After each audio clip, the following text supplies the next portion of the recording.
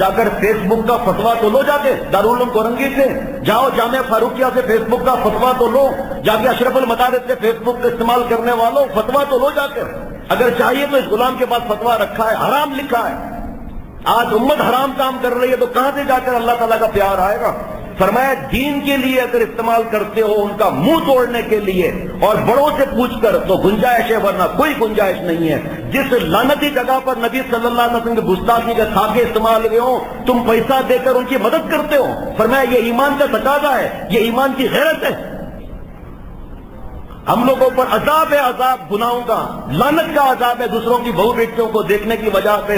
حضور صلی اللہ علیہ وسلم بد دعا دے رہے ہیں، لعن اللہ الناظر والمنظور الیہ، اے اللہ لعنت فرما ان مردوں پر جو دوسروں کی بہو بیٹیوں کو دیکھتے ہیں۔ یعنی کہ بہت ان الرحمہ صحابہ رضوان علیہم اجمعین نے گردنیں کٹا دی اور ہم سے لعنتی فیس بک ختم نہیں ہوتی۔ بڑے عاشق کا دعویٰ کرتے ہیں، حوض کوثر لینے کے لیے تڑپ رہے ہیں، شفاعت لینے کے لیے تڑپ رہے ہیں۔ ارے حضور صلی اللہ علیہ وسلم جیسی داڑھی ہے، ایک مٹھی داڑھی حضور صلی اللہ علیہ وسلم رکھی ہے سامنے سے اور دائیں سے اور بائیں سے، تینوں طرف سے ایک مٹھی داڑھی رکھنا اور یہ داڑھی کا بچہ رکھنا واجب ہے۔ چاول برابر کم کرنا، داڑھی منڈانا حرام ہے، حرام ہے، حرام ہے۔ حرام کام کر کے کہاں سے سکون تلاش کرتے ہو؟ مونچھیں رکھنے کے بارے میں کیا حکم ہے؟ سب پتا ہے کون سا دوائی کہاں کام آتی ہے، کون سا ڈاکٹر کہاں آتا ہے، مونچھوں کا نہیں پتا۔ چلیں اللہ تعالیٰ کو حاصل کرنے کے لیے اور حرام کام کر رہے ہیں، یہ کنارہ اگر چھپ گیا تو حضور صلی اللہ علیہ وسلم فرماتے میری شفاعت سے محروم رہے گا۔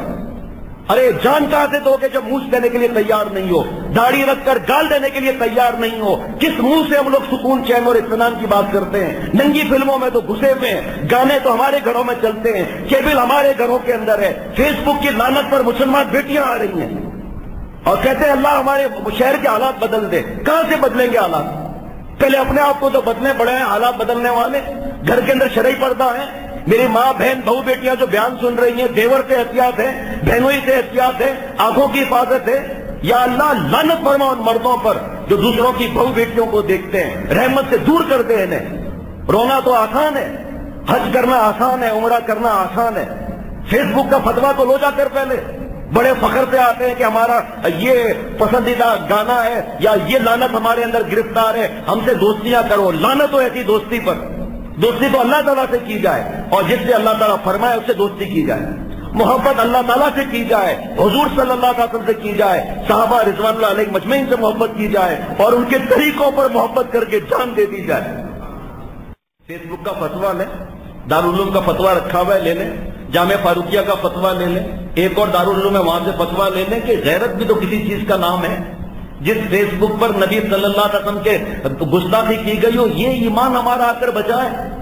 یہ ایمان ٹائر جلا دیں گے ہاتھ ایسے اوپر کر کے، گالیاں دے دیں گے، نعرے مار لیں گے، لیکن فیس بک پر تو بیٹھے ہوئے ساری کمائی ان بدماشیوں یہودیوں کے پاس، بدماشوں کے پاس جا رہی ہے۔ کس چیز سے نبی صلی اللہ علیہ وسلم نے اگر پوچھ لیا کس چیز کا تم محبت کا دعویٰ کرتے ہو، کس چیز سے شفاعت لینے آئے ہو، اگر پوچھ لیا کیا حوض کوثر پر لینے آئے ہو، تمہارے فیس بک پر کتنے اکاؤنٹس تھے، ختم کیا۔